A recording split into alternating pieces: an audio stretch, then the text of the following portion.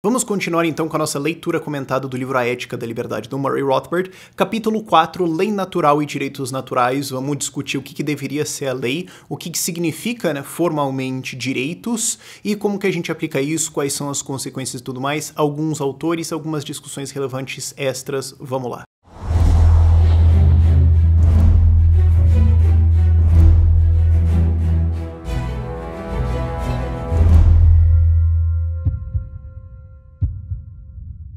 E como sempre, lá na descrição vai ter a versão Kindle, a versão física em português e inglês do livro e a versão PDF gratuita para você poder ler o livro e acompanhar ao longo dessa leitura aqui. E também para lembrar você que agora o Ideias Radicais tem uma loja.ideiasradicais.com.br. A gente tem camisetas, canecas, adesivos, buttons e em breve caças. Também a gente vai ter caças do Ideias Radicais, escrito em post arroba, vai ser super maneiro. Mas vamos lá para o capítulo. E o capítulo começa com, de novo, o paradigma individualismo versus coletivismo. O Rothbard não deixa isso tão explícito quanto eu gostaria, não sei se é clicagem minha ou se a maior parte dos leitores concordaria comigo, mas ele tá falando dessas duas diferenças, em que ele recupera uma coisa que já foi discutida atrás, e de fato essa primeira parte...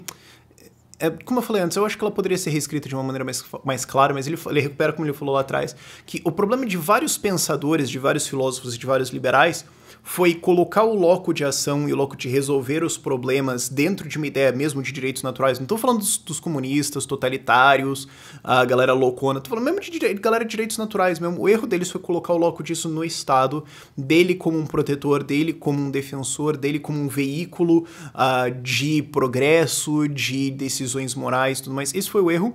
Quando o que acontece, na verdade, é que direitos naturais são profundamente individuais. Eles não são direitos dos grupos, eles não são direitos do coletivo, eles são direitos dos indivíduos humanos. Cada um de nós tem isso, e você deveria ter olhado mais por uma análise individualista, não partindo assim de o que é melhor para a nação, o que é melhor para a sociedade, o que é melhor para a humanidade. Esse foi um erro. O que deveria ter sido feito é pensar o que é melhor para o indivíduo. Se eu sou um indivíduo, o que vai funcionar para mim? Quais são os direitos que eu tenho e como é que eu aplico isso com outros indivíduos? E isso é um problema do coletivismo, na verdade. Isso não está incluído no livro, mas é uma coisa boa para falar, porque o Mises ele puxa muito disso, dos hegelianos. Eu vivo puxando isso também. A Ayn Rand vive puxando também esse debate de coletivismo, O problema é que quando você pensa em coletivos, é que o coletivo, por exemplo, sei lá, os negros, as mulheres, os homens, os pobres, é que eles não agem, eles não têm uma cabeça que vai tomar decisões. Então quando você fala assim, o que é melhor pro coletivo, o que é melhor para os brasileiros? Eu não sei. Então você tem que colocar um líder e inventar alguma maneira bizarra de como ele vai acessar isso, e isso gera uma porrada de problemas que você não consegue resolver, sendo que quando você parte do indivíduo, dá tudo certinho, você consegue derivar tudo certinho sem ter que invocar, sem ter que fazer saltos. E aí, mesmo dentro da teoria liberal, da teoria de direitos naturais, você vai ter duas vertentes diferentes. Uma é que ela vai colocar o Estado como o controlador, como um pacificador, como um protetor de direitos e tudo mais, e a lógica inteira dele depende de um salto de lógica que você não consegue justificar. E é curioso, assim, que seja um argumento tão ruim, na verdade, mas se você botar um estatista na parede, mesmo um cara que defende liberdade econômica maior, aquele cara, assim, estado eficiente e tudo mais, se você botar ele na parede, eventualmente você vai conseguir fazer o cara soltar esse salto de lógica, quer dizer assim, olha, o homem se beneficia de estar em sociedade. Portanto, tem que ter um Estado para preservar a sociedade. Você vai ter um pulo desses aí, tipo, é bom para o homem estar em grupo, então o grupo tem que mandar no homem e o grupo tem que ter poder de decisão em cima do indivíduo, papapá, Estado. Ele dá uns saltos loucos, assim, que você não tem realmente como justificar, e isso aí acaba sendo a justificativa de você colocar um Estado. Não, porque ele tem que proteger a interação entre os indivíduos, porque a interação entre os indivíduos é boa, então tem que ter um Estado.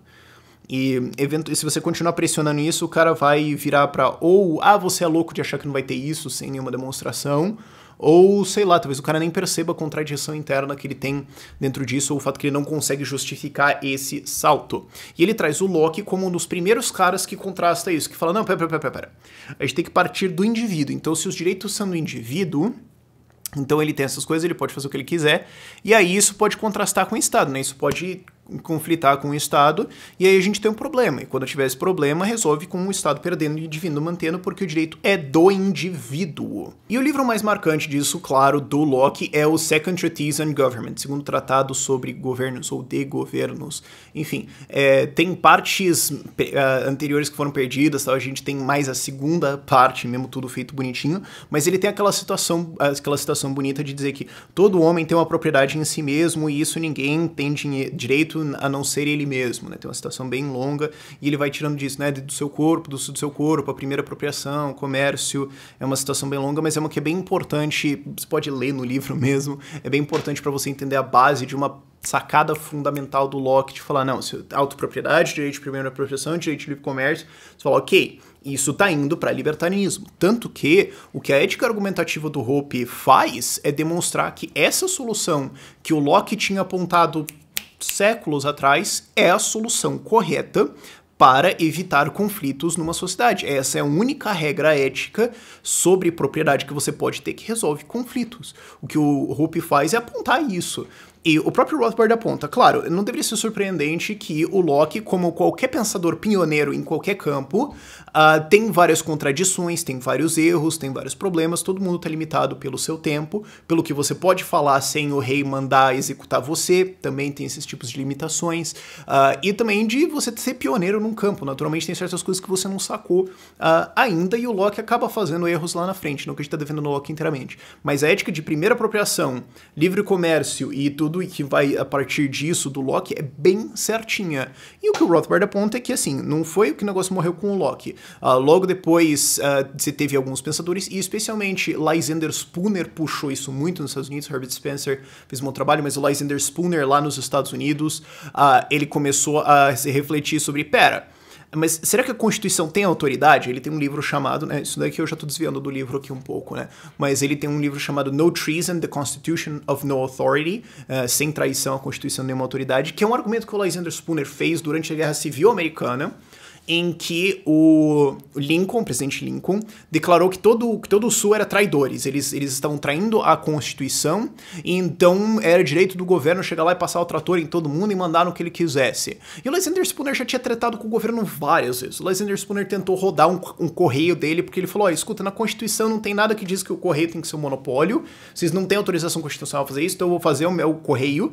E ele fez e conseguiu competir bem com o correio americano, tanto que depois, que era estatal, e depois a Suprema Corte foi lá e falou, e fechou o correio dele. É uma coisa boa pro cara sacar, né? Talvez fosse ideias radicais da época. Mas ele faz esse argumento no No Treason que ele fala, olha, a Constituição, na verdade, foi assinada por só algumas pessoas e todas elas estão mortas e ninguém vivo hoje consentiu com a Constituição. Então, tecnicamente, ela não vale sobre ninguém e ela não tem autoridade sobre nenhuma pessoa, exceto quem consentiu explicitamente e de livre vontade com ela, o que significa basicamente ninguém vivo hoje, e a gente não pode nem sequer argumentar que quem votou consentiu com a Constituição, porque você pode votar de maneira defensiva, certo? Porque você imagina que alguém pode usar o Estado para atacar você, então você pode usar o Estado, a votação para se defender, né? O que o Lysander chamava de substituir the bullet for the ballot, a bala pela boleta da votação, né? Você usa isso como uma defesa, então só porque você votou não quer dizer que você concorda com a Constituição, então ela basicamente não tem nenhuma validade legal, o que tem validade legal é os contratos entre as pessoas que elas consentiram. O Lysander Spooner estava fazendo esse argumento no meio do século XIX nos Estados Unidos, e depois até foi recuperado recentemente pela American Institute of Economic Research. Eles publicaram um tratado do Lysander Spooner, que era um tratado sobre moeda, em que ele defende privatização de moeda, moedas competidoras, um monte de coisa assim, que depois só o Hayek foi falar, tipo, um século depois, e o Lysander Spooner estava falando isso, e tipo, o livro foi publicado em jornais e tudo mais, tipo, os caras tiveram que caçar jornais da época que estavam guardados e não sei o que, e fazer o livro do Lysander, e foi trazido de novo. Então o Lysander já tinha sacado isso muito tempo atrás, de uma ética libertária, de livre comércio, de liberdade de moeda e tudo mais. Ele era muito claramente o primeiro anarcocapitalista, então foi muito maneiro isso. O Lysander seguiu isso bastante, muitas pessoas vieram na tradição dele. Você tem o Rothbard depois, claro, o Rothbard não se cita no próprio livro, e depois, né, depois do livro, do Ética da Liberdade, veio o Hoppe pra fechar o negócio bonitão, colocar a ética argumentativa em cima e meter bala no negócio. Então, a tradição continua, mas você pode dizer que ela começou lá com o Locke, Você pode dizer que ela começou com qualquer coisa, inclusive você pode voltar muito antes. Tem no livro A Perspectiva Austríaca da História do Pensamento Econômico, o Rothbard cita que tinha um pensador chinês lá, tipo, antes de Jesus Cristo, um negócio assim, que o cara já tinha metido imposto é roubo, Estado é uma gangue lá. Tipo, você pode voltar muito. Mas essa linha que continua bem, vem lá do Locke, dele fazer essa ética individualista de propriedade privada do indivíduo e tirar essas derivações que os direitos são dos indivíduos, e daí você vai pegando as conclusões lógicas de consentimento e formação das coisas. E aí a consequência lógica disso é uma citação que o Rothbard traz do Elisha P. Hurlbut, que é um nome estranho, mas enfim, que o cara falou, olha, as leis deveriam ser meramente declarações dos direitos naturais e dos erros naturais, né, o que está contrário aos direitos naturais. Então, por exemplo, assassinato é crime, porque ele é contrário à vida, sim. E o que for diferente dessas leis da natureza, essas leis naturais do direito natural, da ética libertária, deve ser não notado pela legislação humana. Se está errado, fora, né? É um jeito bonitinho de dizer. E a tirania legal surge quando tem um desvio desse princípio simples. O princípio simples diz o quê? De que a lei é a ética. A lei deriva da ética. O que é ético está na lei, o que não é ético não é lei, e se alguma lei discorda da ética, essa lei é tirânica, e acabou. E daí você vai para, de novo, aquelas frases famosas. É um dever moral desobedecer leis tirânicas. Você tá vendo?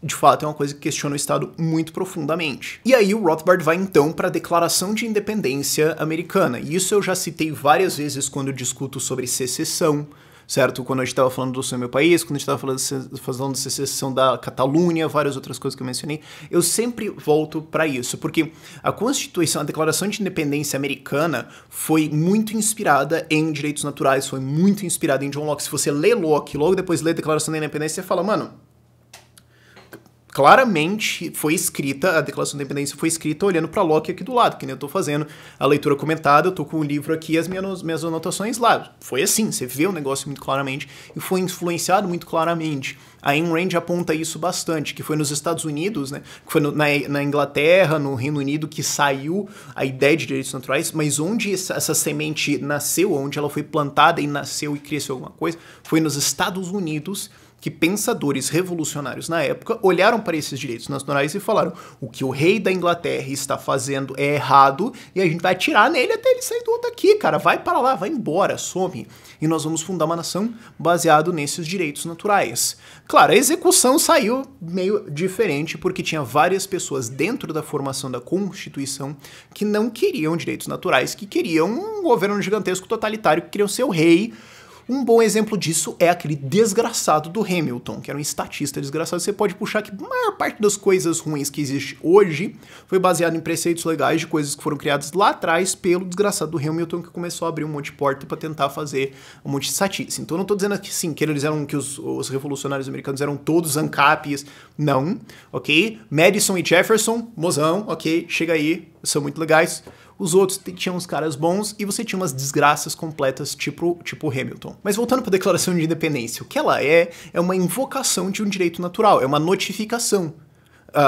Nós aqui que estamos assinando isso, notificamos o rei da Inglaterra que nós estamos invocando o nosso direito natural de proteger os nossos direitos naturais contra você, um tirano desgraçado, e nós estamos nos declarando livres, e se você não gostar disso, bom, vem pegar, velho.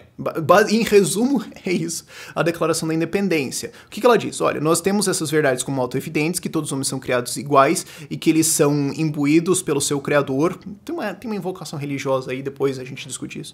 Mas funciona assim. Eles são imbuídos pelo seu Criador com certos direitos inalienáveis, entre eles...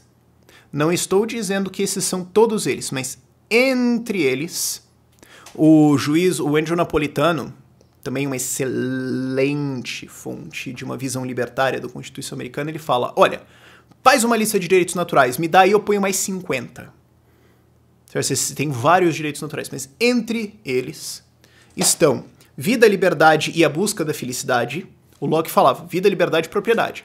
O Jefferson mudou para busca da felicidade. Porque, não, busca da felicidade é o que eu quero fazer, tá bom.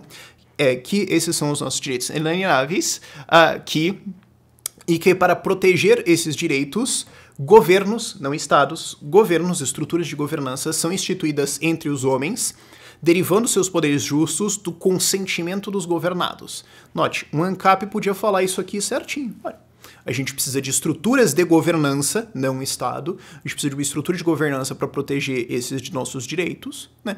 E elas são justas na medida em que as pessoas que estão dentro dessa estrutura consentem com ela. E consentimento não é assim, olha, você nasceu, então contrato social. Não. Não é assim, olha, então você não fez uma revolução armada, portanto você consentiu com o Estado. Não. Ah, você votou, então você consentiu. Não. Lysander Spooner derrubou isso tem 150 anos. Ah, você pagou imposto, então você tirou RG, então você consentiu. Não. Consentimento é livre e explícito. Eu consinto com isso aqui. Isso é consentimento, ok? E esses governos derivam os seus poderes justos do consentimento dos governados e que, quando qualquer forma de governo, de novo, não Estado, quando qualquer forma de governo se torna destrutiva para esses fins, é o direito do povo alterá-lo ou aboli-lo. Essa é a Declaração da Independência, uma invocação do direito natural de revolta, de revolução, de falar, olha, a gente fez isso aqui para nos proteger, não está protegendo, vou meter bala. É simples. Você está falando assim, essa organização se tornou criminosa. O que você faz quando um criminoso te ataca? Você se defende. Essa é a Declaração da Independência. E note, você pode ter uma leitura estatista dela, mas você pode ter uma leitura perfeitamente libertária desse parágrafo e falar, cara, isso aqui é ANCAP na raiz. Tem nada de estatista nisso. Você pode ter uma conclusão de, então essa forma de governo tem que ser o Estado. Não, isso é um salto lógico, não quer dizer que nada tem que ser obrigado, inclusive porque o texto diz explicitamente consentimento dos governados. Consentimento não é votação, consentimento não é eu estava numa fazenda e fundaram um governo pra lá e eu participo. Não, ele está falando em consentimento. E aí a gente precisa ir para a definição de o que é um direito. Certo? Eu gostaria que ele tivesse colocado isso mais cedo no capítulo, talvez. Eu preferiria, mas não sei o que estava rodando na cabeça dele. Mas ele falou, direito, ele traz um professor, né, o professor Sidowski, para usar essa citação. Falou, olha, direito é aquilo que seria errado impedir alguém de fazer.